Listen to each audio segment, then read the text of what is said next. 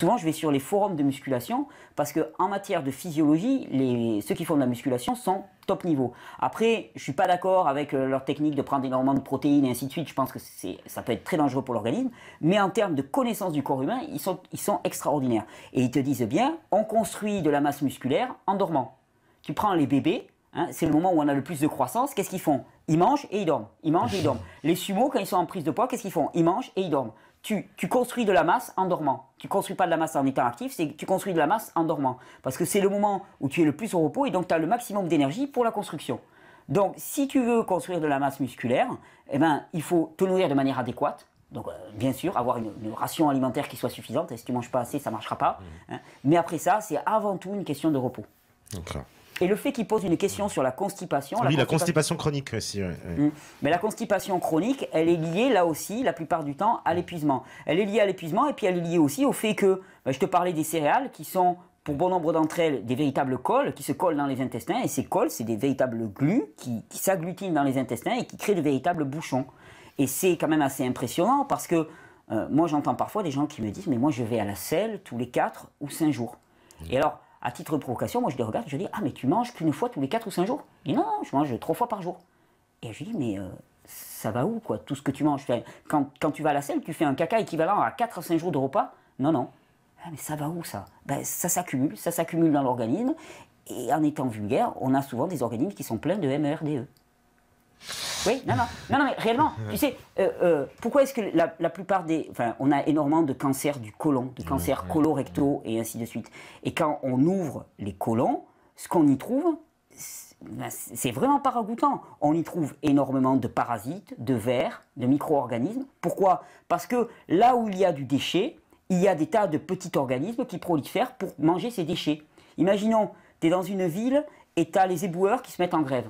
Les poubelles vont commencer à s'accumuler.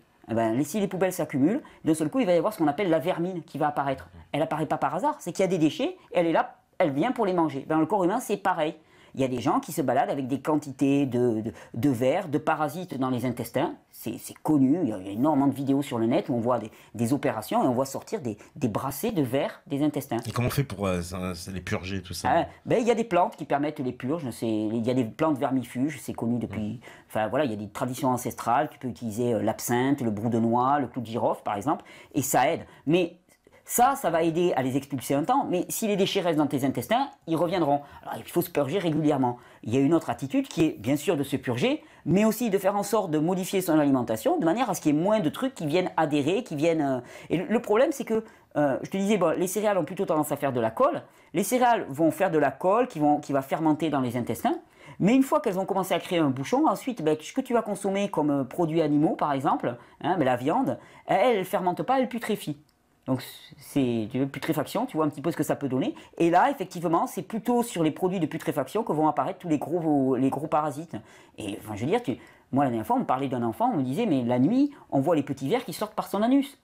C'est assez impressionnant. Quand on parle de... non, c'est pas... J'aime bien faire de la provocation, mais souvent, je dis, mais je vois des gens... Je pense à une anecdote parce que... je fais attention à mon apparence, mais on ne peut pas dire que je sois quelqu'un qui soit hyper sapé et ainsi de suite. Et il y a quelque temps, j'ai rencontré quelqu'un qui avait un métier de prestige, on va dire, et le gars, super bien sapé, costard et tout ce que tu veux. Je m'approche de lui, et au moment où je lui ai serré la main, j'ai senti son haleine, qui était pestilentielle. Et je me suis dit, ok, lui, il est propre au-dessus, mais pour avoir une haleine pareille, c'est qu'à l'intérieur, tu sais, ce qui remonte par la bouche, il y a une continuité de la bouche à l'anus, il y a une continuité, c'est juste un système digestif. À l'intérieur, ça ne doit vraiment pas être propre. Et on focalise sur l'apparence, sur la propreté de la peau, des cheveux et ainsi de suite, et on ne se rend pas compte qu'à l'intérieur, c'est absolument souvent immonde. Et à titre de provocation, des fois, je disais, j'aimerais bien qu'on fasse une journée, on met les tripes à l'air pour voir un petit peu dans quel état on est. On verrait que certaines personnes qui posent comme les êtres les plus glamour de la Terre, ils sont peut-être pas les plus glamour de la Terre. Donc voilà, c'est une proposition. Alors, on me dit, quand encore bonsoir tout le monde, très heureux de voir Thierry Casanova sur Meta TV. Merci à Thierry pour ses conseils sur les jus de fruits et les légumes que je ne manque pas de suivre malgré un rythme de travail très conséquent, surtout le conseil sur le jus de grenade au lever. Voici ma question, quand on a un rythme de vie qui vous impose de rester éveillé la nuit, quels sont les jus de fruits ou légumes nécessaires à un bon éveil sans pour autant nuire à la mise en sommeil? quelque chose qui donne la pêche la nuit, en fait. Ouais. Alors après, sans travailler nuire à la la nuit, mise en sommeil, déjà, travailler la nuit, de toute façon, c'est quelque chose qui n'est pas normal. Donc ça sera un compromis, une adaptation, mais on ne peut pas dire qu'on va avoir quelque chose qui va estomper les inconvénients de travailler la nuit. Travailler la nuit. Après, effectivement, il y a des stimulants. Hein, tout ce qui est les jus de fruits, par exemple, vont être extrêmement stimulants. Elle parle du jus de grenade. J'avais fait une vidéo où je faisais du jus de grenade et j'avais dit c'est une sorte de réveil matin. Pourquoi? Parce que dans la grenade, quand tu bois du jus de grenade, tu as un facteur, on dit astringent un petit peu. Tu sens une espèce d'amertume, quelque chose qui sèche un peu la bouche. Bon, mais ça remet en circulation tous les fluides dans le corps et ça a un côté réveil, c'est clair. Tout ce qui va être stimulant pour l'organisme va y participer. Les jus vont y participer. Mais il faut bien se dire quand même que travailler de nuit, c'est pas normal.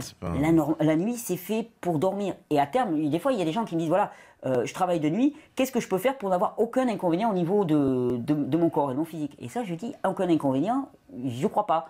Tu vas pouvoir amortir, ça c'est clair. Par exemple, la nuit, c'est pas un temps pour digérer. Donc, le meilleur conseil, ça va être de ne pas se faire des grosses bouffes en pleine nuit. Parce que le corps n'est pas adapté. La nuit, c'est le temps où le corps, il se nettoie et il y a des tas d'opérations de réparation qui se font. C'est pour ça que je dis aux gens, la nuit, mangez sobrement. Hein, tu manges quelques fruits, des choses qui se digèrent très rapidement, juste ce qu'il faut pour maintenir ton activité, ne pas être en hypoglycémie, mais ne va pas te lancer dans des gros repas lourds avec des graisses et tout, parce que pour le corps humain, il y a des rythmes. C'est-à-dire qu'on se rend compte que il y a une fenêtre dans laquelle finalement la digestion et l'assimilation sont optimum. C'est entre midi et 6-7 heures du soir. Là, on est vraiment dans le moment où le corps il est vraiment là pour digérer. Il y a des rythmes, ce qu'on appelle des rythmes chronobiologiques. La nuit, c'est pas un moment pour manger. Donc si tu es amené à manger, mange le plus léger possible. Ouais. Voilà. D'accord. Alors, qu'est-ce qu'on me dit encore? Thierry, peux-tu nous donner des nouvelles de cet enfant autiste qui, grâce à toi, allait guérir via les jus et la brosse à sec? C'est Mélanie qui nous demande ça. Alors, je vois pas à quoi elle fait référence. Non, je vois pas. Je pense pas que l'autisme se guérisse avec des jus et une brosse à sec. Je pense que c'est beaucoup plus sérieux que ça. Il y a effectivement, mais l'autisme est une question très très intéressante. Hein. Il y a effectivement énormément de personnes qui travaillent sur l'autisme actuellement, parce qu'on a présenté longtemps l'autisme comme quelque chose d'inéluctable, et puis quelque chose qui ne pouvait pas changer. On a de plus en plus de témoignages de mères, particulièrement. C'est au sujet de l'autisme qu'il y a de plus en plus de mères qui se réapproprient la santé de leurs enfants et qui font des choix vraiment forts. On a de plus en plus de témoignages comme quoi l'autisme ne serait globalement qu'une maladie, entre guillemets, digestive. Et que des modifications du régime alimentaire et une réparation des intestins via des choix alimentaires adaptés permettraient une énorme amélioration des facteurs qu'on appelle l'autisme. Les jus de légumes, ça va y participer. Le brosse à sec, c'est le brossage à sec de la peau. Là, je vois pas trop ce que ça va apporter. Mais l'autisme, oui, l'autisme se guérit. D'ailleurs, il y a de plus en plus de livres qui sortent là-dessus. Donc, j'encourage toutes les personnes qui sont confrontées à un enfant autiste à s'intéresser à la question. Il y a énormément de contributions. Bon, surtout aux États-Unis, il faut savoir lire l'anglais. Mais bon, ça commence à être traduit en français. Il y a des blogs là-dessus. On se rend compte que ces enfants sont les témoins. Il y a un livre, d'ailleurs, je pense à ça, qui est très bien fait, dont le titre parle beaucoup, pour les mamans qui se retrouvent face à des enfants hyperactifs, dont elles ne comprennent pas les comportements. Il y a un livre qui a été écrit par une personne belge qui s'appelle Tati Lawyers, je crois, et qui s'appelle Les Canaries de la modernité. Et c'est en référence à ces canaris qu'on mettait dans les mines de charbon pour prévenir les coups de grisou. Et elle considère que ces enfants qui présentent des troubles que personne ne comprend, eh bien, ils sont les signes avant-coureurs de notre civilisation qui n'est plus viable et qui n'assure plus les conditions normales de vie. Elle appelle ça les canaries de la modernité. Et je trouve que son livre, il est très bien fait, même si je n'adhère pas obligatoirement aux solutions qu'elle apporte, à toutes les solutions qu'elle apporte. Au niveau de l'analyse des facteurs de perturbation, il est excellent. Et elle parle de la conséquence de la consommation d'additifs alimentaires, du gluten, sur le comportement, l'hyperactivité et le caractère autiste de certains enfants. Donc ça, pour moi, c'est une très bonne référence. Et c'est très bien. Et c'est un livre en français, pour le coup. Les canaries de la modernité. Canaries de la modernité. Ah, alors, qu'est-ce qu'on me dit encore? On me dit d'ailleurs, voilà, est-ce que votre façon de vous nourrir est applicable à tout le monde? C'est Sophia qui nous demande ça. Alors, est-ce que ma façon de me nourrir à moi est applicable à tout le monde? Certainement pas, parce que j'ai des besoins qui me sont propres, maintenant, après 8 ans, après avoir mangé cru, après avoir... Voilà. Donc, non. Si ce que moi je fais exactement, non. Par contre, est-ce que tout le monde est fait à la base pour se nourrir de fruits et de légumes et fonctionner bien avec ça? Je dirais, dans l'absolu, théoriquement, oui. Par contre, ça peut demander un certain temps d'adaptation et de réhabilitation des organes. C'est pour ça que je disais que si tu passes du jour au lendemain, pour certaines personnes, ça va bien se passer, pour d'autres, ils vont simplement se dénutrir. Parce que sur des fruits et des légumes, ils vont commencer à maigrir, perdre du poids, ça va pas marcher. Bon, mais là, ça veut juste dire que l'organisme, il y a des fonctions qui ne sont pas encore reconstruites et tout. Donc, dans l'absolu, théoriquement, oui, mais une fois les adaptations nécessaires réalisées. Mais dans l'absolu, oui, on est tous construits de la même des façons. C'est-à-dire que pour... tu as deux petits cochons. Les cochons, ils ont un régime spécifique de l'espèce. C'est-à-dire que les cochons, ils ont un régime qui leur est propre. Les vaches, elles ont un régime spécifique de l'espèce. Et on s'en est rendu compte, les vaches, c'est des herbivores. Si on commence à leur donner des farines animales, ça part en live. Hein. On s'en est vraiment rendu compte. On l'a payé cher. Hein. Et c'est valable aussi pour les humains. Les humains, ils ont un régime spécifique de l'espèce. Mais ça, on s'y est rarement intéressé. C'est-à-dire que moi, on m'a transmis une tradition culinaire qui était plutôt basée sur une histoire, hein, mais qui n'était pas basée sur la connaissance des besoins physiologiques de l'humain. Et on s'est rendu compte que l'humain est par constitution plutôt du type ce qu'on appelle frugivore. Frugivore, ça ne veut pas dire mangeur de fruits exclusivement, ça veut dire qu'il se rapproche du régime des grands singes anthropoïdes comme les orang-outans, les chimpanzés, avec qui on partage énormément du patrimoine génétique. Et ces singes-là, ils se nourrissent majoritairement de fruits, de légumes, particulièrement de feuilles vertes, de tout ce qui pousse à la surface du sol, ils ne vont pas trop gratter le sol, et occasionnellement, plus ou moins occasionnellement selon les espèces, d'insectes, de petits animaux. Voilà, ça c'est leur régime globalement. Eh bien, on a une physiologie qui est très proche de ces animaux-là. Donc ça ne change pas, c'est valable pour tout le monde. Sauf que l'état de notre organisme à un instant donné peut faire que si on bascule là-dessus de façon délibérée d'un seul coup, ça ne va pas marcher. Il y a un temps d'adaptation, il y a un temps de réhabilitation. C'est pour ça que je te dis, voilà, j'encourage tout le monde à faire des modifications progressives. Et puis, je dis ça, mais moi j'ai fait tout le contraire. J'ai sauté de but en blanc, de l'un à l'autre, parce que j'avais envie, parce que j'avais une urgence vitale, et ainsi de suite. Donc, ça ne veut pas dire que sauter de but en blanc, ça ne va pas marcher, mais on peut prêter le flanc à plus de difficultés. Voilà, c'est juste ça.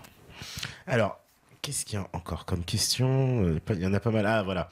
Petite question qui fâche, évidemment, c'est la question de Jonathan. Il dit, Thierry, dans une vidéo, tu nous parles, c'est vrai, de régénérescence de membres en buvant des jus.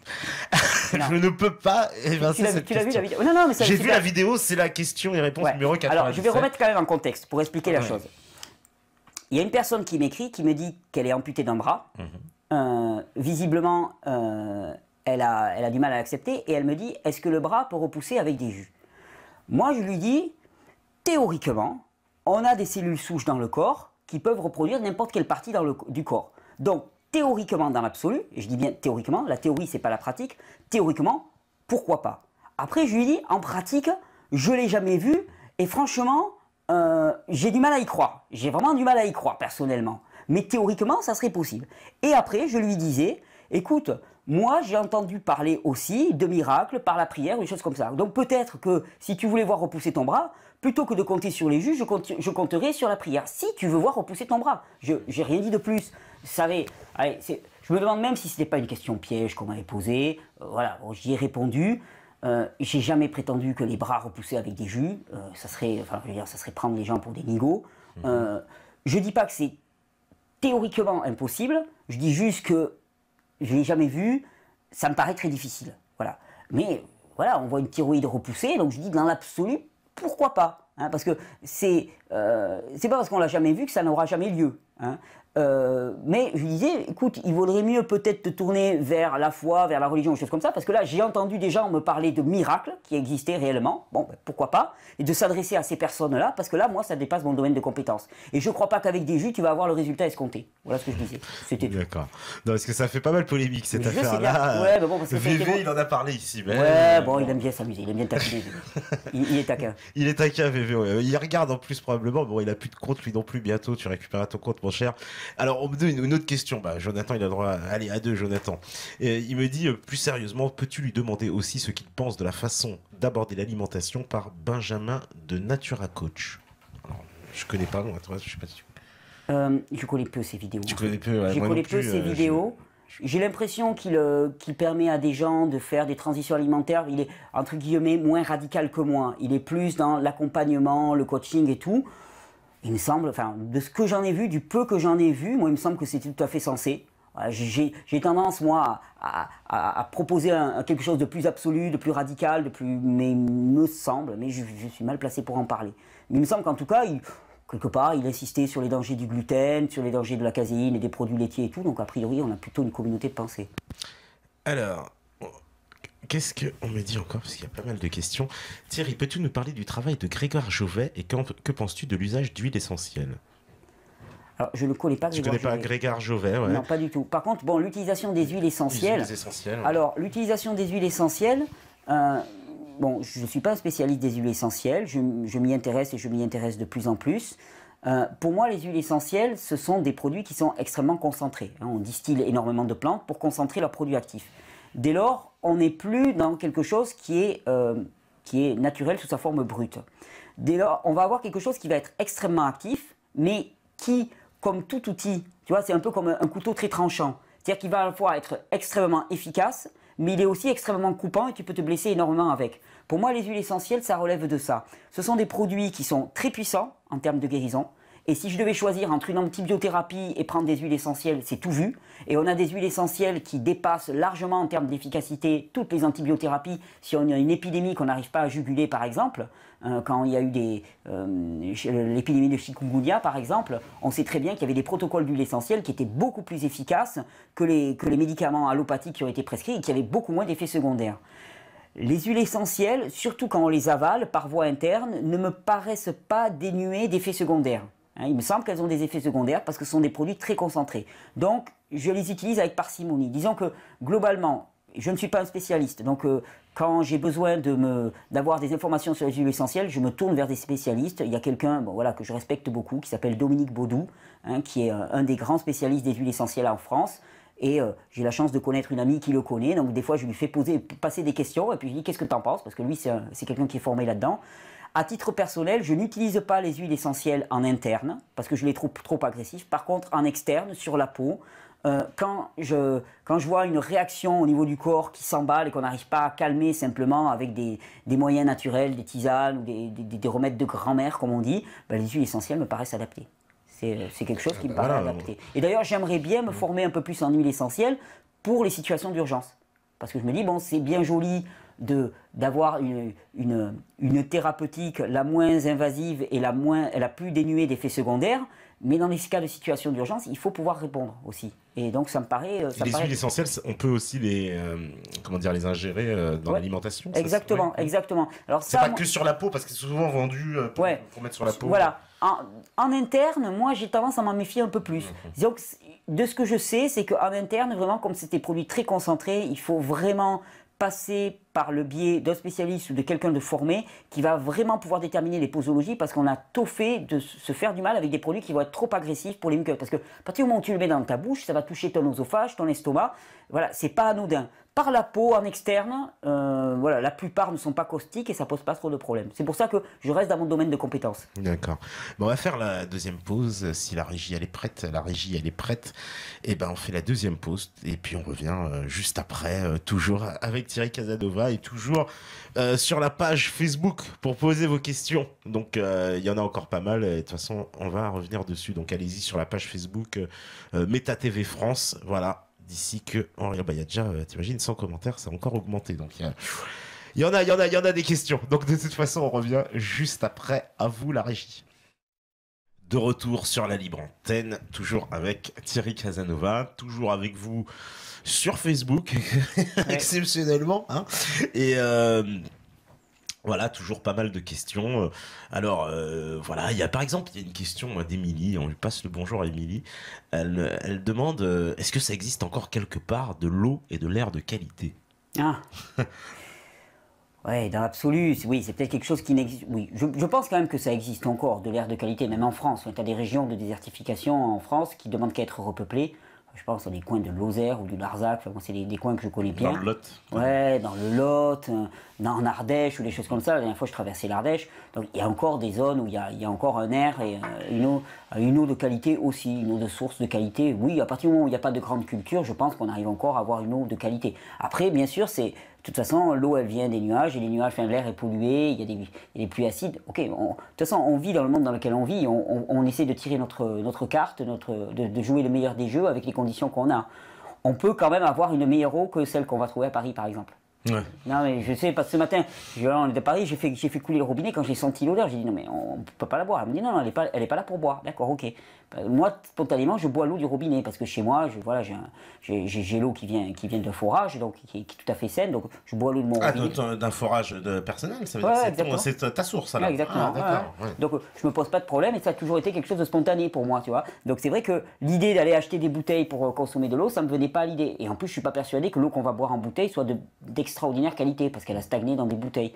Donc oui, je pense que l'accès à de l'eau potable de qualité va être un véritable enjeu et c'est pour moi un droit inaliénable des peuples. Et là, il y a un gros débat sur la privatisation de l'eau qui est en cours. Et pour moi, là, il y a des gros enjeux. C'est-à-dire que si on lâche à ce niveau-là, ça veut dire qu'on lâche une grande partie de notre responsabilité. Et si on ne lâche pas et qu'on gagne ce combat, je pense que ça sera vraiment une inversion du rapport des forces actuellement. Et ça sera vraiment une affirmation forte que le profit et le fait d'alimenter la machine économique n'a pas la dominance sur nos vies et la qualité de la vie. Là, je pense qu'il y a vraiment un vrai combat, une fracture qui est en train de se passer, qui est importante. Et en Amérique du Sud, ils nous montrent le chemin. Le chemin, donc toi, je veux dire, politiquement, tu serais pour, on va dire, un service public de l'eau, par exemple, complètement nationalisé. S'il est fait de qualité, oui, bien sûr, bien sûr. Ah oui, bien sûr. Si c'est, mais je suis pour je suis pour une réappropriation du pouvoir par le peuple d'une certaine manière, pour une vraie démocratie qui ne soit pas une démocratie délégative, mais qui soit une démocratie de la responsabilité. Mais là, c'est toujours pareil parce que on dit ah ben voilà, les élites ne nous respectent pas et tout, mais c'est aussi à nous de nous impliquer complètement. Je veux dire, si ça se passe comme ça aussi, c'est parce que on a une culture aussi dans laquelle finalement, bon, on critique, on manifeste, on défile en levant le poing. Et puis après, finalement, on ne fait pas grand-chose. Parce que s'impliquer aussi pour les choix de la cité, de nos communautés, ça demande de l'investissement, ça demande du temps, ça demande de la prise de position, ça demande... Donc, c'est un jeu de dupe à deux pour moi. Et il y a vraiment un véritable enjeu de se réinvestir dans l'action politique en tant que telle, au sens le plus noble du terme. Parce que moi, je crois que c'est quelque chose de beau, d'arriver à administrer pour le bien de tous, finalement, des petites communautés, des petits groupes humains. Et oui, pour un service public de l'eau, absolument, sans hésiter. Alors, on me dit, que penses-tu des prescriptions alimentaires en fonction des groupes sanguins? Dire, par exemple, que les patates douces ne sont pas recommandées pour les personnes du groupe A, etc. Si tu penses que ça, c'est une... Ouais, non, j'y crois pas, j'y adhère pas. Non, t'adhères pas. Hein, j'y adhère pas. Non, je pense qu'on a tous la même constitution, que même s'il peut y avoir des différences de terrain ponctuelles, il n'y a pas de différence constitutive et il n'y a pas de régime alimentaire en fonction du groupe sanguin. Je n'y crois pas, je pense que c'est un bon moyen d'attirer l'attention. Bon, après, voilà, je peux encore me tromper, mais de toute mon expérience, c'est pas quelque chose d'intéressant. Alors, qu'est-ce qu'on me dit encore? Bonjour Meta TV et Thierry. Tout le discours que Thierry a pu tenir au début de l'émission me fait beaucoup penser à celui de Guy-Claude Burger et de son instinctothérapie. Est-il possible de chercher à suivre un mode de vie et cette alimentation instinctive originelle dans le monde actuel qui a été complètement modifié et qui fausse probablement tout au niveau instinctif? N'est-ce pas voué à l'échec? Et ce discours d'alimentation originelle instinctive est-il compatible avec la consommation de jus de légumes? Alors, je pense que dans sa question, il y a beaucoup de vrai. Il y a beaucoup de vrai. On n'est plus du tout dans un contexte originel. Et il ne faut pas rêver quand on parle de modèle naturel et ainsi de suite. On ne sait plus ce que c'est, le modèle naturel. Il y a très longtemps qu'on s'en est éloigné.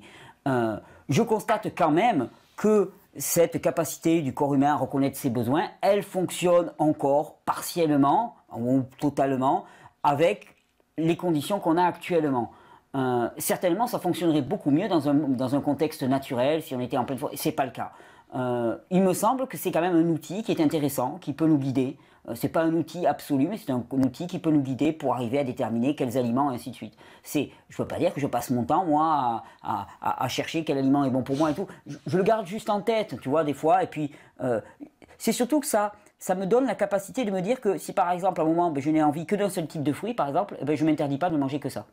Tu vois, si un jour j'ai envie de manger, je sais pas moi, c'est rare, mais que des bananes par exemple, je vais pas me poser de problème avec ça. Je vais me dire ok, ça correspond à un besoin, puis voilà, je vais faire le plein. Et toi, tu proscris toute forme de produits laitiers, c'est-à-dire tous les produits laitiers, lait, fromage, tout ça, c'est proscrit? Globalement, oui. Des études récentes ont montré que il se pourrait, alors je garde beaucoup de bémols, moi je crois qu'il y a quand même pas mal d'ambiguïté là-dessus. Ce qui est certainement absolument délétère, c'est tous les produits laitiers pasteurisés. La pasteurisation détruit tout ce qui est vivant dans le lait, tous les enzymes qu'il y a dans le lait, et le transforme vraiment en un produit qui est vraiment inadapté à l'espèce humaine. Il y en a qui disent que les produits laitiers fermentés longuement, tu vois, par exemple là aussi, quand on te parle de yaourt, les yaourts traditionnels, les gens les faisaient pendant 24 heures. Il y avait une fermentation longue et une prédigestion qui se faisait. Maintenant, c'est des trucs qui sont faits en quelques heures, très rapidement, avec des agents de coagulation, donc ça n'a rien à voir. Il y a des personnes qui défendent que les produits laitiers fermentés traditionnellement, de façon crue, à partir de lait cru et ainsi de suite, n'auraient pas un impact négatif sur l'organisme. J'entends leurs arguments, ça ne m'a pas vraiment convaincu. En même temps, je sais que traditionnellement dans les campagnes avant, il y avait beaucoup de gens qui soignaient avec du lait de chèvre cru. Voilà. Donc, je n'ai pas l'arrogance de penser que nos grands-parents étaient stupides, loin de là, au contraire. Donc, j'entends. Personnellement, je n'applique pas, je n'ai pas tendance à recommander. Il me semble que les organismes actuels sont de moins en moins adaptés aux produits laitiers. Mais voilà. En tout cas, s'il y avait quelque chose à dire, c'est les produits laitiers pasteurisés, pour moi, c'est un véritable poison. Pour ceux qui sont crus, fermentés longtemps, il y a des débats, il y a des polémiques. À titre personnel, je préfère m'en passer largement. D'accord. Alors, on dit quoi encore aussi? Dans les textes anciens, il est souvent dit que l'homme se nourrissait uniquement de végétaux, fruits, feuilles, légumes. Par exemple, dans la Bible, l'homme a été créé pour se nourrir de fruits et d'herbes jusqu'à sa descente dans le jardin d'Éden, dans des Védas, etc. Donc, est-ce que c'est vrai, il y a cette, on va dire quoi, cette prédisposition de l'homme à exclusivement manger on va dire des fruits et des légumes? Et moi, j'ai une question aussi. On nous a souvent, on va dire, alors ça, c'est un argument qu'on nous a apporté, que le fait de cuire les aliments, ça facilitait le travail de notre corps. Et que ça apportait du bien-être, voilà, qu'un repas chaud en fait apporte une forme de bien-être. Ok, alors par rapport au texte traditionnel, il est certain que dans la Bible, dans Genèse, dans le chapitre 1 de Genèse, on présente l'homme comme se nourrissant de fruits et d'herbes portant des graines, uniquement. Après ça, après on croit à la Bible ou pas, on y apporte sa caution ou pas, après ça il y a eu la descente. Et on ne vit plus dans le temps du jardin d'Éden, déjà, premièrement.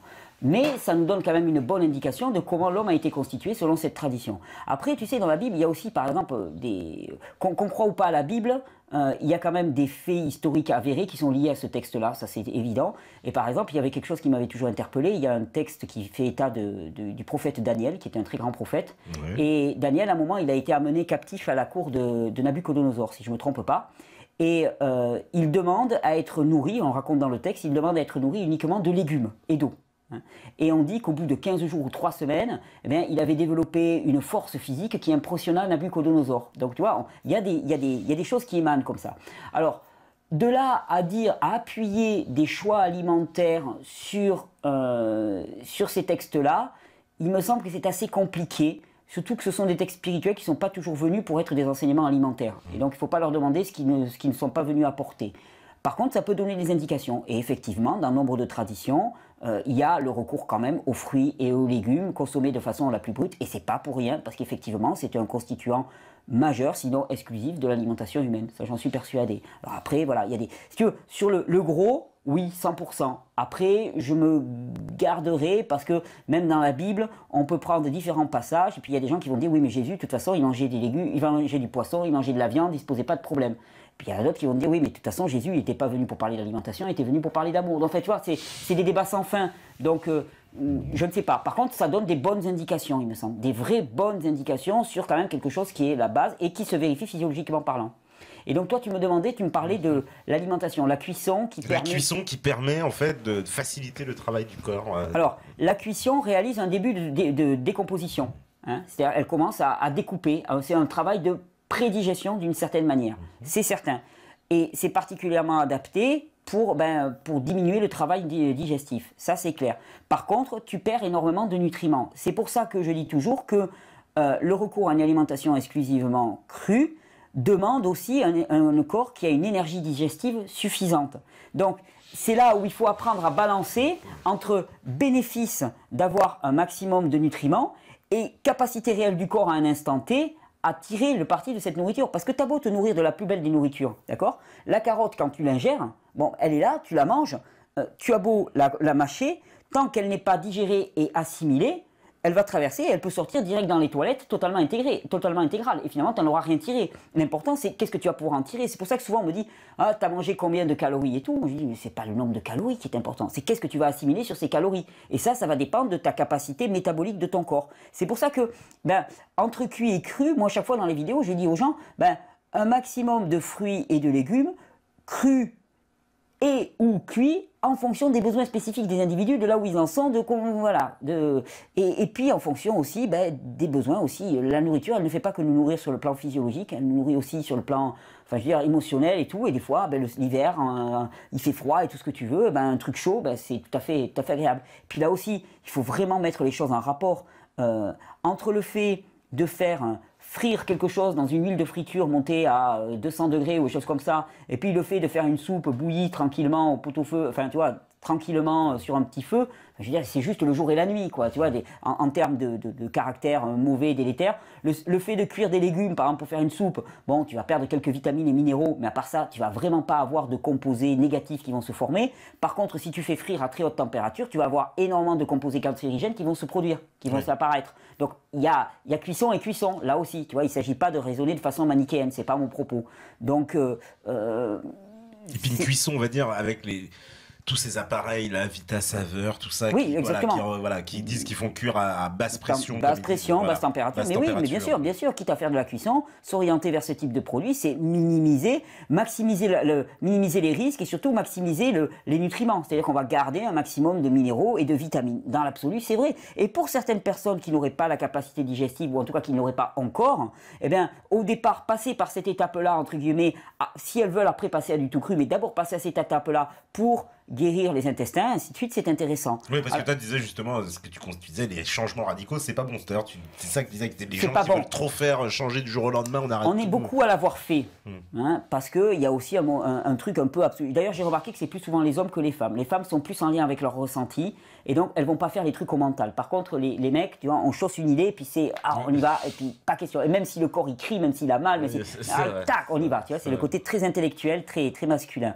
Mais je ne sais plus ce que je voulais dire, mais si tu veux, cette notion de transition, pour moi, elle ne doit pas éluder le problème. C'est que pour réparer un corps qui est déminéralisé, il va falloir une surabondance de minéraux et de substances anti-inflammatoires. Alors souvent, on reproche aux légumes crus d'avoir des fibres, par exemple, qui vont être trop agressives, qui sont lourdes pour les intestins, qui vont irriter les intestins. C'est pour ça que la cuisson peut être une réponse. La cuisson peut être une réponse dans le sens où ça assouplit les fibres, ça réalise un travail de prédigestion. Par contre, ça a un inconvénient, c'est que ça va supprimer une partie des nutriments. Il y a une autre réponse qui est une réponse plus moderne et à laquelle moi je souscris totalement et que j'apprécie, que je pratique énormément. C'est ce qu'on appelle les jus de légumes. C'est-à-dire qu'il existe des petits appareils sur lesquels on passe les légumes, on sépare les fibres des jus. Alors là, l'avantage, c'est que le jus n'est pas du tout dénaturé, tu as la totalité des nutriments. Alors bien sûr, il ne s'agit pas de se nourrir que de ça, parce que tu as besoin aussi de fibres dans ton alimentation, mais ça aussi c'est un bon moyen de rajouter une bonne quantité de minéraux et de vitamines,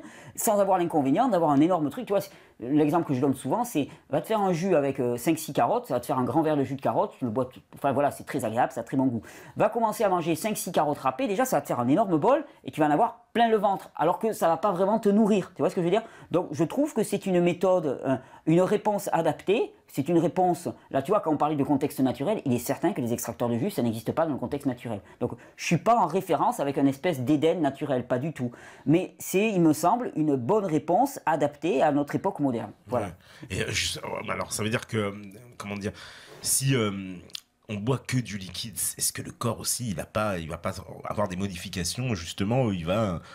On va lui faciliter la vie, l'estomac, il n'a plus trop à travailler, plus ouais, rien. Théoriquement, c'est vrai. Alors après, il y a des gens qui ont fait des cures uniquement liquides pendant des temps longs, des 1 an et demi, et qui ne semblent pas avoir présenté de problème. Mais théoriquement, je suis d'accord avec toi. C'est pour ça que, à titre personnel, j'ai plutôt tendance à dire aux gens, moi, je rajoute des jus de légumes, par exemple, dans mon alimentation, je les rajoute en plus. Et d'ailleurs, je les rajoute d'autant plus que je trouve que c'est vraiment une façon très facile de commencer à rajouter des fruits et des légumes dans son alimentation. C'est-à-dire que je dis souvent aux gens, bon, pour l'instant, vous touchez à rien, et vous rajoutez simplement un petit verre de jus de légumes de temps en temps avant un repas. Et puis le reste, tu le gardes normal, tu vois, simplement ça. Je trouve que c'est une bonne façon. On n'enlève rien, on commence par rajouter. Mais théoriquement, oui, ça peut poser des questions, le fait de se nourrir que de jus de légumes. Et voilà, pour une longue période, ça peut déséquilibrer l'organisme, j'imagine. Et en même temps, il y a beaucoup de gens qui témoignent que ça n'a pas été le cas sur des périodes relativement longues. Mais bon, voilà, c'est un engagement qui n'est pas, voilà, qui est pas anodin. Alors, il y a quelqu'un qui nous a demandé, est-ce que il y a vraiment, tu as proscrit toute forme de viande animale dans ton alimentation. Voilà, je sais plus, bon, j'aimerais plus, je l'ai vu tout à l'heure la question, qui nous disait vraiment, voilà, il disait, c'était une fille, je me rappelle plus son nom, qui disait, oui, en toute sincérité, est-ce que tu peux nous dire, tu as vraiment proscrit toute viande animale ou pas? Alors déjà, j'étais, voilà. Matière d'origine animale. Ouais, voilà. Alors déjà, je t'ai dit au début de ma pratique, hein, quand j'ai commencé à manger cru, au contraire, j'ai mangé beaucoup de produits animaux. C'est-à-dire que quand je suis tombé très très bas, physiquement parlant, on m'a proposé de manger des produits à l'instinct, quelque part, de me diriger avec mon plaisir. Et il se trouve que, à l'instinct, entre guillemets, on m'avait proposé aussi de la viande, une sorte de jambon séché, tu vois. Et c'était pas du jambon, c'était pas salé, mais c'était de la viande. Quand je dis viande crue, les gens tout de suite ils voient un truc qui sanguinolent. Je préfère dire viande séchée, hein, oui. Parce que ça donne, parce que tout de suite, sinon ça devient un peu Dracula, quoi. Viande très grasse, séchée. Et c'est vers ça que je me suis dirigé. Et j'en ai mangé pas mal pendant quelques mois, même presque une année, un peu plus d'une année, et ainsi de suite. Et sur le plan métabolique, je le comprends parfaitement. J'étais épuisé, j'avais plus d'hormones, j'avais mon système nerveux qui était complètement HS. Il me fallait une source très très concentrée, donc avec beaucoup de matière grasse pour me reconstruire. Il me fallait une source qui m'apporte des neurotransmetteurs, des hormones, il y en avait dedans. Donc quelque part, j'ai utilisé l'animal, il faut le dire comme ça, pour faire à ma place un boulot que je ne pouvais plus faire. C'est-à-dire que je ne pouvais plus produire des hormones, des neurotransmetteurs comme il fallait. Les animaux les produisaient pour moi. C'était vrai. Ensuite, j'ai complètement arrêté de manger des produits animaux pendant 5, 6, 7 ans quasiment. Et j'ai recommencé à en consommer un petit peu en début d'été ou fin d'été, un truc comme ça. On ne peut pas dire que j'en fasse des cures énormes. C'est aussi parce que je voulais voir. Moi, je suis quelqu'un qui essaye de chercher tout le temps. Et je voulais voir quel impact ça avait sur mon organisme. Alors bien sûr, en faisant attention, on va me reprocher, hein, il y a les gens qui disent mais ils se prétendaient végétariens ou végétaliens. Je ne suis pas vegan au sens de militant. Oui. Voilà, je ne suis pas vegan au sens de militant, ainsi de suite. Pas du tout. À titre personnel, quand j'étais jeune, quand j'étais chez ma grand-mère, c'est moi qui tuais les poulets. Donc je sais ce que ça représente de tuer les poulets, je sais les tuer. Je sais ce que ça représente d'avoir le sang d'un animal sur les mains, donc je joue pas avec ça, tu vois. Si je peux m'en passer, je le fais pas, voilà. Là, j'ai voulu quand même sur un plan de la compréhension, voir si ça ajoutait quelque chose, si ça enlevait. Et en plus, c'était une façon d'accompagner aussi d'autres personnes qui consommaient des produits animaux. Donc j'en ai reconsommé, là depuis cet été à peu près un petit peu de façon ponctuelle. Je ne peux pas dire que ça change grand-chose, mais je pense que je suis suffisamment reposé et ainsi de suite pour maintenant avoir la possibilité de m'en passer ou de ne pas m'en passer. Mais voilà. Et puis c'était une façon aussi de dédramatiser le débat aussi, hein, parce que de pas me faire passer pour un super vegan ou un super... Non, voilà, je suis juste comme tout le monde, j'ai des expériences et voilà. Vegan, ça fait très ambiance, garde des étoiles, je trouve. Alors, on me dit un coucou de Jocelyne des Landes, tiens, c'est un petit message pour toi, je pense. On nous dit, j'ai une question, est-ce que le fait de manger cru est une solution alternative pour lutter contre le cancer et les maladies que l'on soigne généralement avec des médocs, type grippe, chiasse? Bon, chiasse, on peut trouver d'autres mots, mon cher esprit critique. Alors, est-ce que le fait de manger cru est une solution alternative pour lutter contre le cancer? Alors, ce qu'on sait, c'est que de bombarder l'organisme avec des produits qu'on dit antioxydants a une action très favorable sur la diminution des tumeurs cancéreuses. C'est d'ailleurs pour ça que certaines personnes ont proposé à l'extrême de bombarder l'organisme avec des injections de vitamine C. Il y a un prix Nobel de médecine qui s'appelle Linus Pauling qui a beaucoup parlé des injections massives de vitamine C. Alors pour moi, ça me semble présenter énormément d'inconvénients. Par contre, le fait de se tourner massivement vers les fruits et les légumes assure un apport d'antioxydants permanent. Il y a une autre cure qui est la cure de raisin, par exemple, qui est assez connue, qui est une cure qui est reconnue comme étant, on va dire, curative, ou en tout cas qui participe à la guérison de nombreuses personnes qui ont eu un cancer. Il y a, aux États-Unis aussi, il y a un institut qui est très connu, qui s'appelle l'Institut Max Gerson. Max Gerson, c'était un médecin naturopathe dans les années 30 ou 40, qui guérit, et vraiment, ils ont des retours d'expérience, c'est étayé, hein, grâce principalement à des jus de légumes et des jus de fruits, uniquement, jus de cru et des fruits. Donc, Est-ce que le fait de manger cru est une solution alternative pour lutter contre le cancer? Nombre d'éléments permettent de le penser. Oui. Après, c'est toujours pareil. Ça dépend du stade d'évolution, ça dépend de la force nerveuse de la personne. Enfin voilà, c'est pas pour dire c'est le remède absolu contre tous les types de cancers. Ça dépend où on en est, ça dépend. Force est de constater qu'il y a énormément de témoignages qui témoignent qu'il y a une approche alternative à la traditionnelle chimio-radio, qui d'ailleurs est loin de porter les fruits qu'on voudrait lui faire porter. Il y a quand même pas mal d'articles de plus en plus qui montrent que la chimiothérapie et la radiothérapie ne sont pas une chance absolue de survie, c'est loin de là, c'est pas une assurance vie du tout, et ça a un impact physiologique sur le corps humain. C'est pas anodin de prendre un traitement qui va te faire perdre tes cheveux, tes dents et ainsi de suite. C'est que quelque part, ça te met quand même, ça te fiche un sacré coup à l'organisme. L'approche par les fruits et les légumes, là aussi, par contre, c'est un engagement personnel, c'est-à-dire que tu quittes une voie qui est une voie reconnue, on va dire, la chimiothérapie, la radiothérapie, tu t'engages sur une voie qui est plus hasardeuse. Alors, c'est clair que ça suscite beaucoup de peur. Et c'est pour ça que les témoignages sur Internet sont très importants. Parce qu'il y a des témoignages, il y a pas mal de témoignages qui témoignent effectivement qu'on peut avoir une approche alternative au niveau du cancer. Et j'y crois personnellement énormément. Oh, parce que ça, on nous pose souvent la question, ça, par rapport au cancer. On a une question, c'est vrai, on me dit, qu'est-ce que tu penses de l'argent colloïdal? Ça, c'est... on en a parlé. Ouais, alors l'argent colloïdal, ça aussi, ça fait partie, comme la vitamine C, des remèdes, entre guillemets, bien à la mode. Je m'en méfie énormément, parce que je sais que l'argent est un produit qui est présent dans le corps à l'état de trace. Hein, et c'est pas parce qu'on voit une suppression des symptômes que c'est quelque chose de positif. Hein. Si tu veux, moi je peux te donner n'importe quelle antibiothérapie, hein, et tu vas avoir une suppression de tes symptômes. C'est pas pour autant que tu vas aller mieux dans ma compréhension du corps. Tu vas au contraire empêcher une réaction de nettoyage du corps. Pour moi, l'argent colloïdal, il est toxique pour le corps quand on le prend en si grande dose. Ça amène à des améliorations visibles, mais c'est pas parce que tu as des améliorations visibles que ton corps va réellement mieux. C'est juste que pour moi, tu as supprimé la manifestation du trouble. Et il y a quand même, là encore, l'argent colloïdal, il y a quand même pas mal de témoignages sur le net, si on fait les recherches, surtout si tu fais des recherches en anglais, de personnes qui témoignent qu'effectivement, ils ont pris de l'argent colloïdal. Pendant un temps, il y a eu une suppression des symptômes, tout allait bien. Puis d'un seul coup, ils ont commencé à manifester des effets secondaires parce que c'est pas anodin de mettre quelque chose qui est simplement présent à l'état de trace dans l'organisme, de le mettre de façon massive. Tout est en équilibre dans l'organisme, tous les minéraux sont présents, tous les métaux et tous les minéraux sont présents à l'état d'équilibre. Si tu en amènes un de façon massive, ben ça va déséquilibrer toute la chaîne. Et il va y avoir toute une chaîne de conséquences dans le corps, alors qui va compenser comme il peut. Mais force est de constater qu'avec l'argent colloïdal, d'après moi, ça a plus d'effets délétères qu'autre chose. Par contre, ça paraît être un quick fix, comme ils disent en anglais, tu vois, une solution rapide, une solution un peu miracle. Et qui a le mérite de, dans les milieux un peu alternatifs, tu vois, l'argent colloïdal, ça fait mieux que les médicaments allopathiques, tu vois, on dit, voilà, c'est alternatif. Hein. C'est pas parce que c'est alternatif que c'est bon. Hein. C'est pas parce que c'est pas allopathique que c'est bon. Il faut là aussi juger ça en fonction des effets secondaires.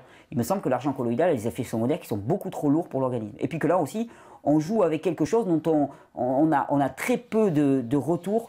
Enfin, tu vois, on a très peu de temps d'expérimentation. Pas de recul, tu pas de recul, excuse-moi, voilà, je cherchais le mot. On a très peu de recul, très peu d'études sur les effets que peuvent avoir l'ingestion massive de ce produit dans l'organisme.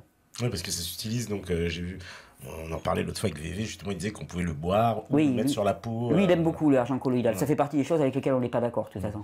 Il faut un petit débat, alors. Oui, c'est possible. Ouais. Mais j'avoue que je ne suis pas spécialiste de l'argent colloïdal. Hein, donc. Alors, on me dit, peux-tu nous expliquer, c'est vrai, alors... végétarien, végétalien, végan, frugivore. C'est vrai qu'on n'y comprend plus rien. Moi, je pensais avant, il y avait les végétariens, et puis voilà, c'est quelqu'un qui mange pas de viande. Puis finalement, on m'a dit non, il y a les végétaliens. Alors, c'est ceux qui excluent toute forme de nourriture animale, y compris les œufs, le poisson, etc. Le miel, oui. Le miel, voilà. Bon, le miel. Mais c'est gentil le miel, on tue personne. Ouais, alors, oui et non. Pour avoir, j'ai des ruches chez moi, hein, et mes abeilles, je les aime énormément. Et, t'es pas un tueur d'abeilles. Non, je suis pas un tueur d'abeilles. Après, je sais qu'il y a énormément de formes d'apiculture qui sont totalement un massacre pour les abeilles. Il y a des apiculteurs qui produisent en grande quantité et qui sont un massacre pour les abeilles.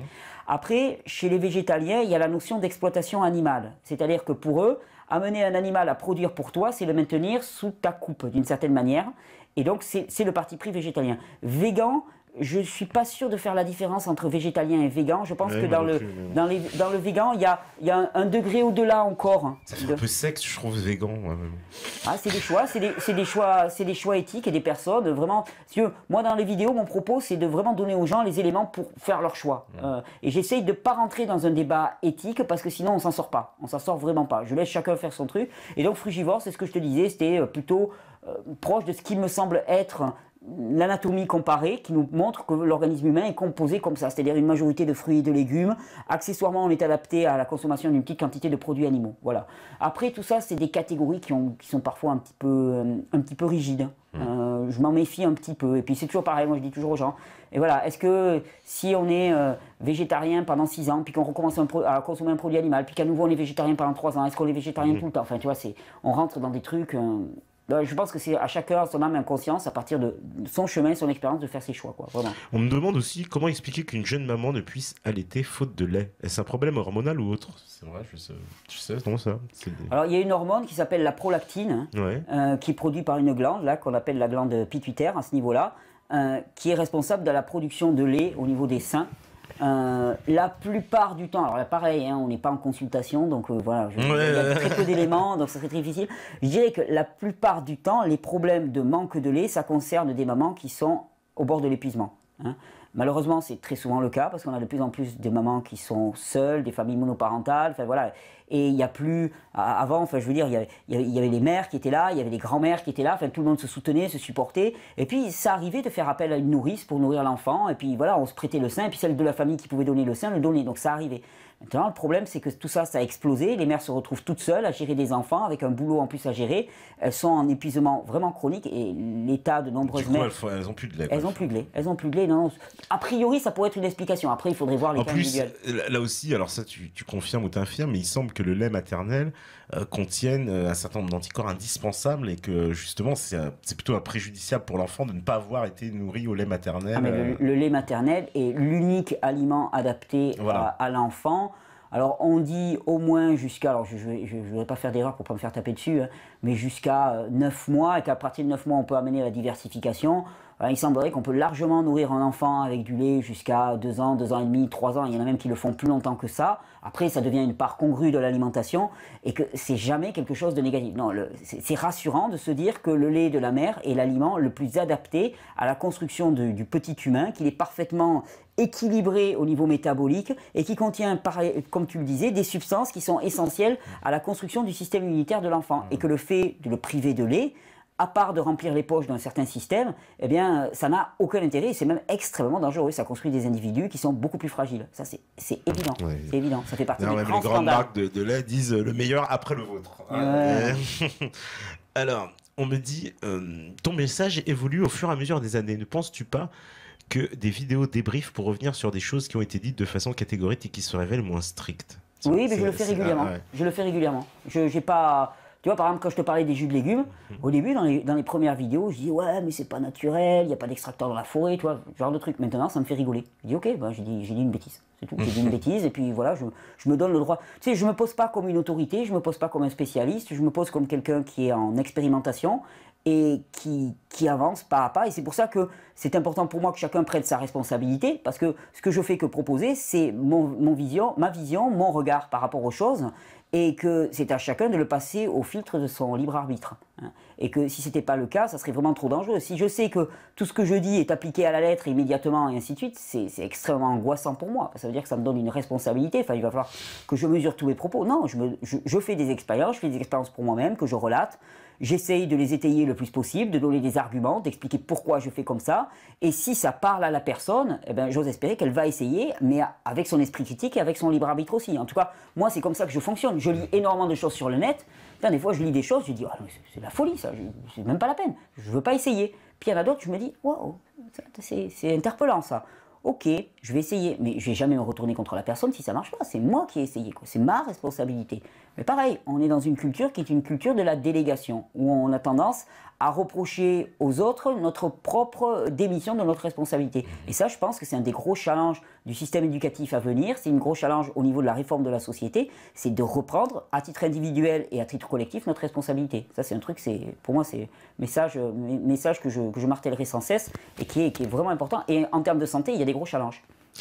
Alors on me dit Thierry, je t'écoute du Québec, je t'écoute depuis 2011, j'ai suivi beaucoup de tes conseils et rassure-toi, ils sont bons. Je t'adore, merci d'être là au centre de cette jungle alimentaire. Voilà, bravo, merci pour ton témoignage. Bon bah, c'est pas vraiment... C'est ça du Québec, tu vois. Ouais, je suis allé au Québec cet été, j'ai beaucoup aimé l'accueil des Québécois, j'aime beaucoup les Québécois. Ouais. On me demande si t'es pour une purge avant le jeûne. Tiens. Une purge avant le jeûne. Oui, on m'a posé la question, tiens, récemment.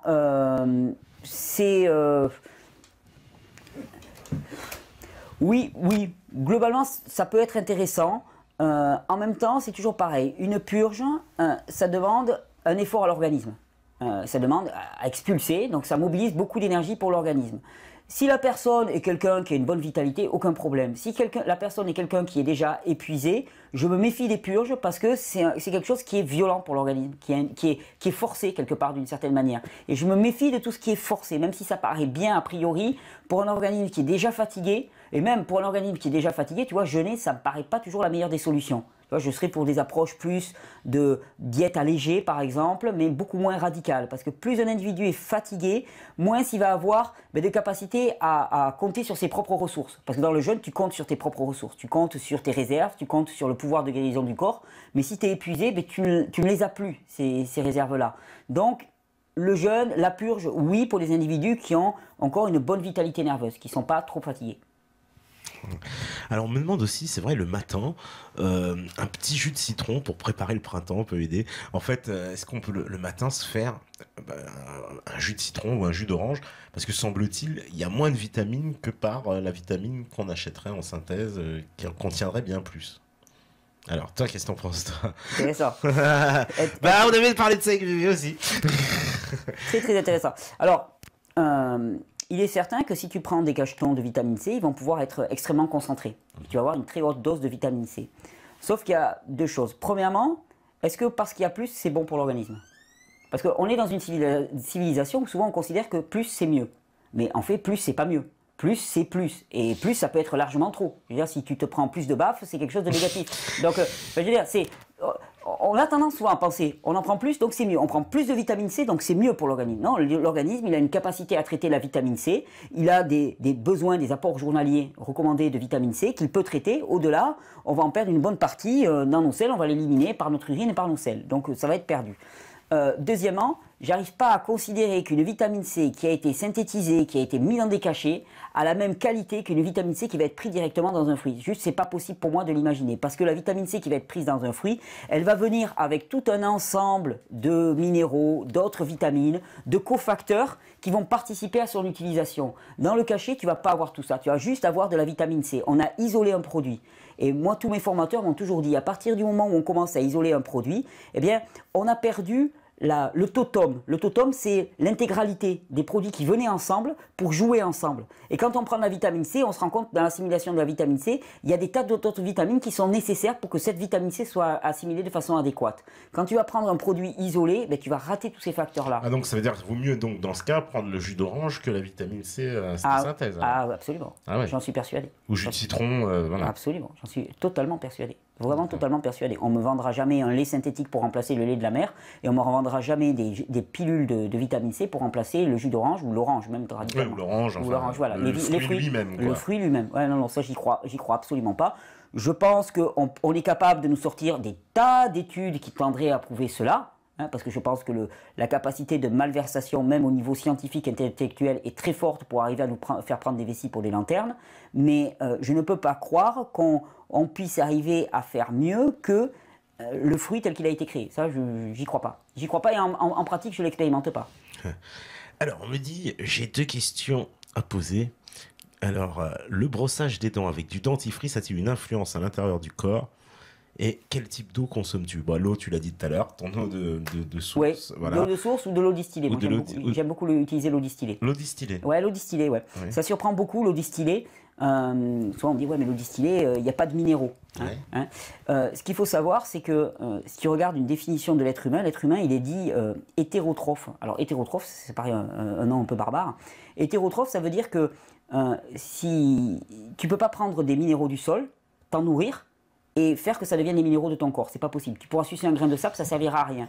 Il n'y a que les plantes qui ont la capacité de prendre les minéraux du sol et, via la photosynthèse, via les rayons du soleil, de les transformer en matière élaborée. Et l'homme, qui est hétérotrophe, comme la plupart des animaux, ne peut se nourrir que de minéraux issus des plantes.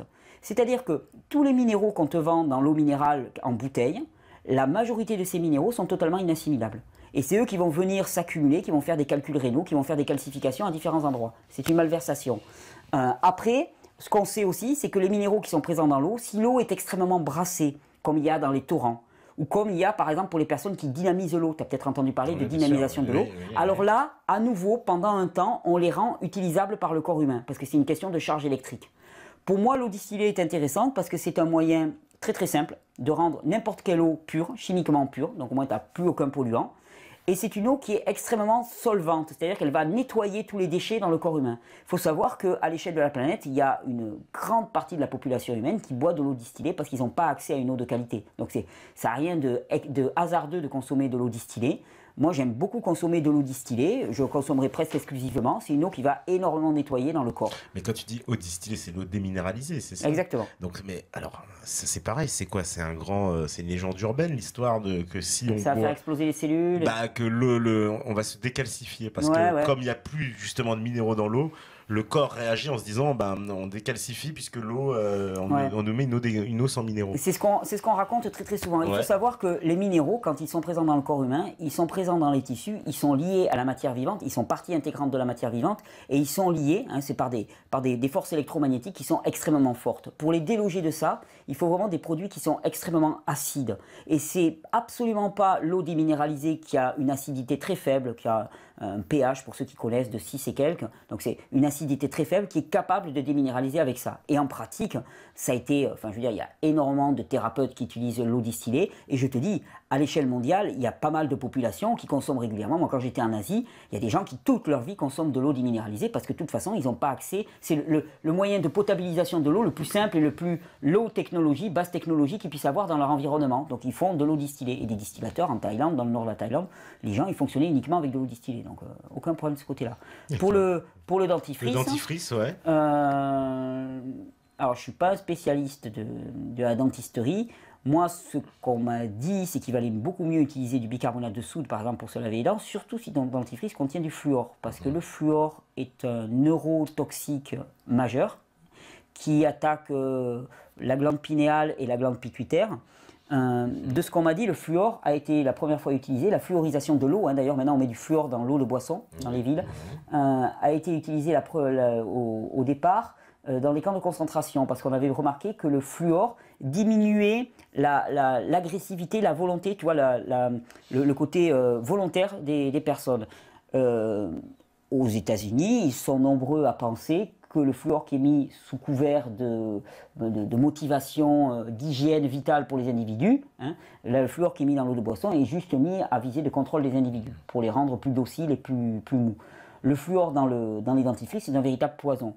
La plupart des dentifrices contiennent une quantité hallucinante de produits dont on n'a absolument pas besoin. Le bicarbonate de soude, un petit peu d'argile, tu vois, d'argile verte ou des choses comme ça. Régulièrement, alors l'argile peut être un peu abrasive, mais un petit mélange des deux, bicarbonate de soude, argile. Le gros sel aussi peut servir à se laver les dents. Et moi, le gros sel, le gros sel, tu trempes ta brosse dans le gros sel, tu frottes, ça va nettoyer bien tes gencives aussi, ça va stimuler tes gencives si elles sont pas trop enflammées. Si elles sont enflammées, le gros sel, tu vas chanter. Mais voilà, ça c'est des remèdes qui m'ont été donnés par des dentistes et qui marchent très très bien. Un petit remède de grand-mère, si j'ose dire. Question pour Thierry. Régénérescence des poumons. Une amie pratiquement la soixantaine, elle vit sur Paris, elle a une toux chronique car elle est devenue très sensible aux agressions de la ville. Quand j'ai vu ta vidéo sur le jus nettoyant, que pourrais-tu rajouter, toi qui as eu une sacrée expérience à ce niveau-là? Merci de partager ton savoir. Alors, les poumons, les encombrements de poumons, ils sont extrêmement fréquents. Les toux chroniques, c'est quelque chose qui est... Ce qu'il faut savoir, c'est que les poumons, bon, ils sont composés de tout un réseau. C'est comme une espèce, quand tu regardes les poumons, c'est comme une espèce d'arbre, hein, avec des branches et puis qui se ramifient en bronchioles et qui deviennent de plus en plus petites, de plus en plus fines. Et au final, ça devient des surfaces d'échange entre l'air qui arrive dans ces branches et le milieu intérieur, qui est le poumon, qui est irrigué de façon sanguine et ainsi de suite. Ce qui se passe, c'est que le poumon, c'est ce qu'on appelle un émonctoire. Un émonctoire, c'est une porte de sortie de l'organisme. On en a 4 majoritairement dans l'émonctoire. On a les reins, les intestins, donc avec les selles, hein, l'anus. On a la peau, qui est une porte de sortie. Il y a des matières qui sortent via la sueur. Hein. D'ailleurs, quand tu transpires, des fois, ta sueur, elle est acide. Hein. Mais tu évacues l'acide. Quand tu fais du sport et que tu évacues de la sueur acide, tu évacues l'acide lactique qu'ont produit tes muscles pendant leur travail. Les poumons sont aussi un émonctoire. Et donc, autant ils absorbent l'air, autant dans ces bronchioles, il y a des produits toxiques qui encombrent les poumons qui sont rejetés. Hein. Et si il y en a plus qui sont rejetés que la capacité du poumon à s'épurer, ils commencent à être ce qu'on appelle congestionnés, de plus en plus congestionnés. Et ces toux chroniques sont liés à ça. Alors on a remarqué que les produits laitiers, particulièrement les produits laitiers pasteurisés, étaient particulièrement congestionnants pour les poumons. Donc déjà, les modifications du régime alimentaire, suppression des produits laitiers, suppression des céréales, la plupart du temps, ont un effet assez merveilleux sur les poumons. Je parle en connaissance de cause. J'ai un ami très proche qui était depuis à peu près 30 ans sous ventoline quotidienne. Il prenait de la ventoline, un bronchodilatateur très asthmatique. Ouais, exactement. En début d'été, il a été intéressé par ce que je proposais et il a accepté de faire une cure pendant 3 semaines. Il a été littéralement choqué parce qu'au bout de 2 jours, il a posé son inhalateur, il ne l'a plus retouché depuis. Voilà. 30 ans d'encombrement chronique des intestins. Il avait ce qu'on appelle une BPCO, un encombrement chronique bronchopulmonaire. Hein, et on lui avait dit que c'était inéluctable, c'était constitutif, c'était tout ce qu'on voulait. Et il s'est rendu compte qu'au travers de simples choix alimentaires et puis en utilisant des plantes médicinales qui ont fluidifié toutes ces matières-là et qui ont aidé à ce que ça sorte, les problèmes cessaient complètement. Donc pour quelqu'un qui a une congestion dans les poumons, déjà faire en sorte qu'il y ait moins de matériaux toxiques donc au travers du réforme de mode de vie et de l'alimentation, et ensuite favoriser la sortie. C'est toujours pareil, arrêter d'en rajouter et favoriser l'épuration. Pour favoriser l'épuration, il y a des plantes médicinales qui vont aider, ou simplement le corps va le faire de lui-même, et on peut aider, on peut accompagner, et arrêter d'en rajouter. Parce que si tu en rajoutes en permanence, au final, tu ne vas jamais t'en sortir. Et par exemple, tu vois, sur les poumons, il y a un truc, juste petite remarque, pour le remède grand-mère, il y a quelque chose qui était très utilisé avant, qui s'appelle l'huile de ricin. Ah oui, l'huile de ricin. On me forçait à l'ingérer, les enfants. En ingestion, c'est un purgatif, donc c'est assez violent.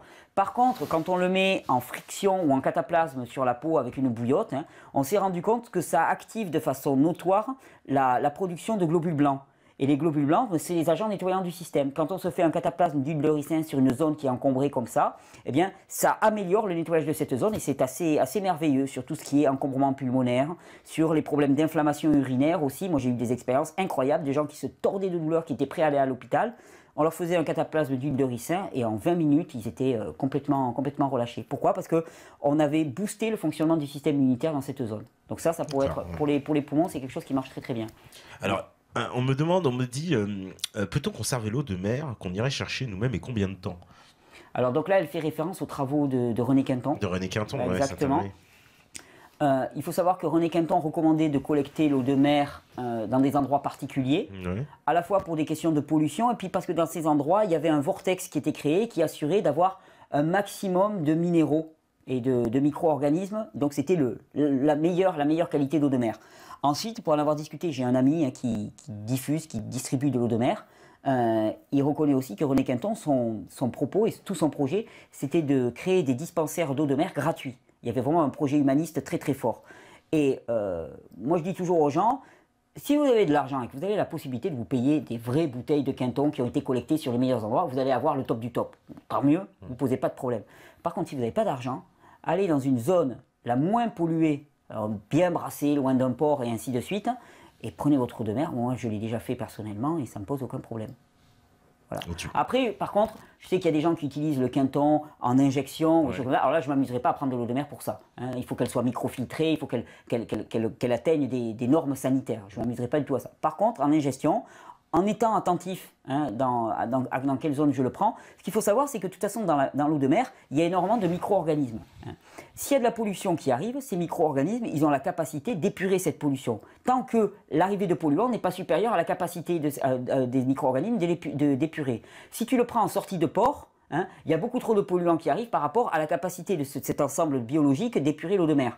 Par contre, si tu le prends à une pointe, un cap très brassé, et ainsi de suite, par expérience, les bienfaits que tu vas retirer de l'eau de mer sont bien supérieurs à le petit inconvénient qu'il pourrait y avoir par rapport à la pollution. Tu vois, c'est un peu comme quand les gens me demandent, oui, mais finalement, j'ai pas d'argent pour me payer des fruits et des légumes bio, par exemple. Est-ce qu'il vaut mieux que je m'en passe? Eh ben, par expérience, j'ai vu énormément de personnes changer leur alimentation et passer à des fruits et des légumes, même non bio. Et malgré l'inconvénient majeur qu'il y a à consommer des légumes non bio, à la fois pour la personne et puis par le mode de culture que ça représente et l'impact sur l'écosystème, ben, malgré ça, ces personnes voyaient leur état de santé amélioré de façon massive. Donc malgré ça, il y avait quand même des facteurs positifs. Donc ce n'est pas un frein. Par contre, il est important de militer à titre individuel et collectif pour que ce soit un droit inaliénable pour toute personne d'avoir accès à une alimentation bio et de qualité. Ça devrait être juste la norme actuelle. Et ça devrait être juste illégal d'avoir des personnes qui consomment des aliments qui soient des aliments bourrés de pesticides. Ça devrait être une priorité nationale, il me semble, que de réformer totalement notre mode agricole de manière à avoir une nourriture de qualité. Ce serait un service public. Ce serait presque le minimum. Alors, qu'est-ce qu'on me dit encore? Bonsoir, on a un concert. Quels sont les légumes et fruits que l'on peut manger et lesquels sont à éviter? Quand on a un cancer. Ouais. Un peu, c'est peu large comme question. Ouais, très général. Un peu large. On me dit bonsoir Tepa et Thierry, ma mère fait beaucoup d'infections urinaires et pourtant elle boit beaucoup d'eau. Aurais-tu un conseil à lui donner? Il faudrait vraiment voir la personne. On peut pas dire ça. Voilà, on rentre dans de la thérapeutique. Ouais. Qu'est-ce qu'on me dit encore? Parce qu'il y a pas mal de questions comme ça. Voilà. Salut Thierry, préconises-tu le smecta ou connais-tu un constipant naturel, silice, plate, chaud et teinte pour suivre ton régime sans attraper des hémorroïdes? Alors, un constipant naturel, on va éviter le plâtre quand même. Ouais, le plâtre. Ouais, c'est pas recommandé. Il y a une plante qui est un constipant qu'on appelle la caroube. C'est une gousse qui a un peu le goût du chocolat, un petit peu la caroube, qui pousse en Espagne, qui pousse dans le sud de la France aussi. Et la caroube est fortement constipant. Alors après, ce qu'il faut comprendre, je pense que c'est une personne qui a une diarrhée chronique. Ouais. Et diarrhée chronique, la plupart du temps, c'est lié au fait que quand tu commences à avoir un encombrement de plus en plus important dans le côlon, ce qu'on appelle le lumen, c'est-à-dire la lumière, le passage, devient de plus en plus étroit parce que c'est encombré de plus en plus. Et quand ça devient tellement étroit que les selles ne peuvent plus passer, qu'est-ce qui se passe? Le corps n'absorbe plus l'eau de manière à ce que, tout en étant liquide, ça arrive à passer. Parce que si c'est liquide, ça arrivera toujours à passer, même par un tout petit trou.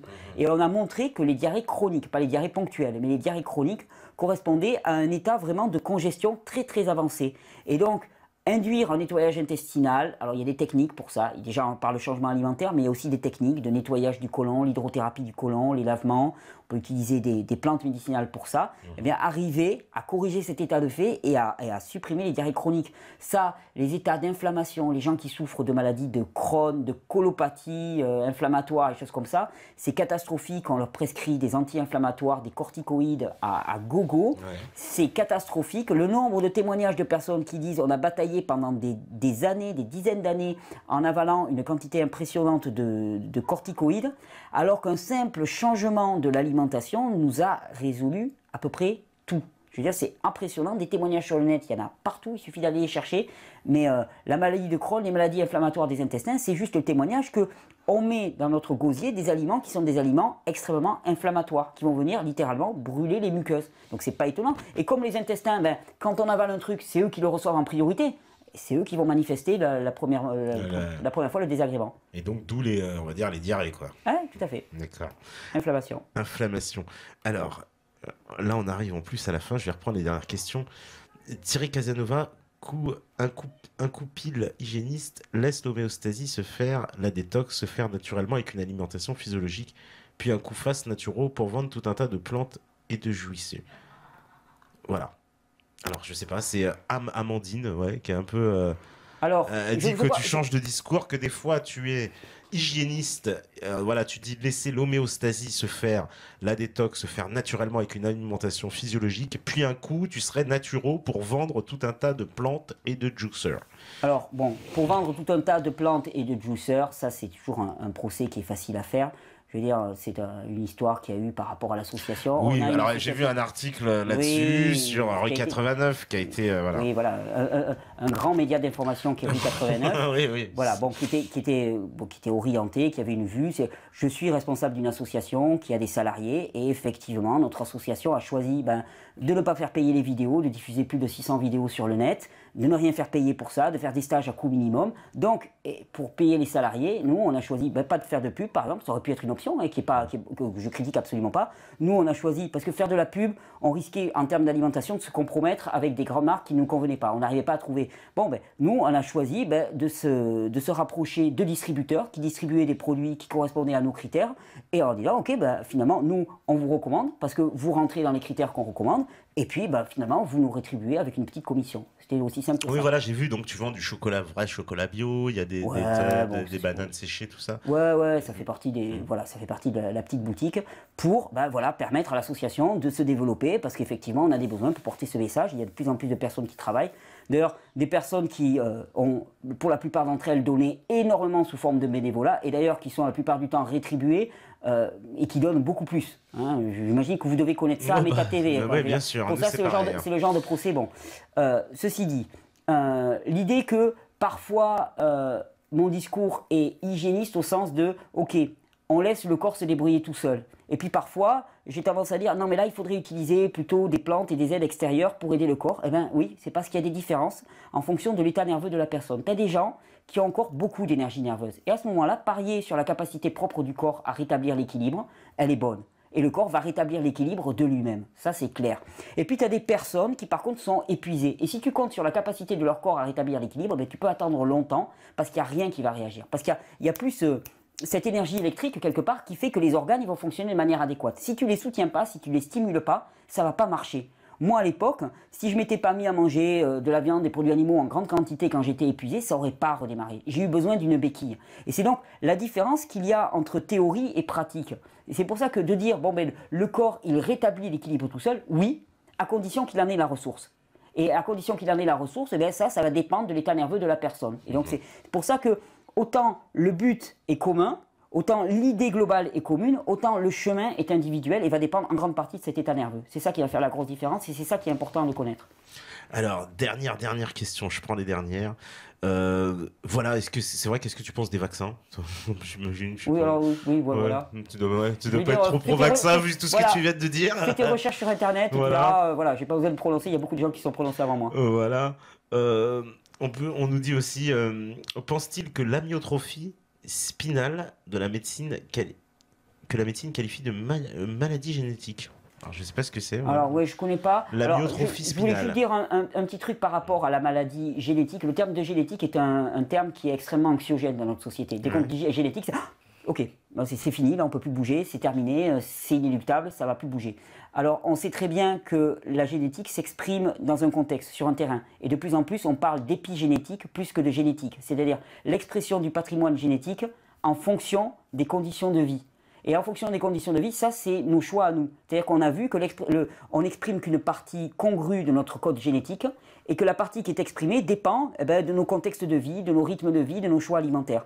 Donc quand on parle de génétique, moi je réponds épigénétique. C'est-à-dire changer l'expression de ton code génétique en fonction de tes choix de vie. Et c'est là où on reprend toute notre capacité et notre libre arbitre.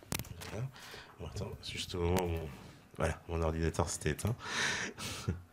Alors, je vais aller voir les dernières questions, c'est les dernières, voilà. Ah bon, on me dit on coupe. Ah bah oui, il doit y avoir, il y a ton équipe, je crois, qui est sur le... Bon. Ils sont, c'est comme le général de Gaulle, là. Allez, clac, c'est terminé. Bon bah, là, il doit y avoir un taxi probablement qui t'attend. Voilà, on me dit oui, je devine. Donc, on est obligé d'abréger. Bah tant pis pour les dernières questions. Hein. Merci pour ton invitation. Merci à toi, C'était un vrai Thierry. plaisir.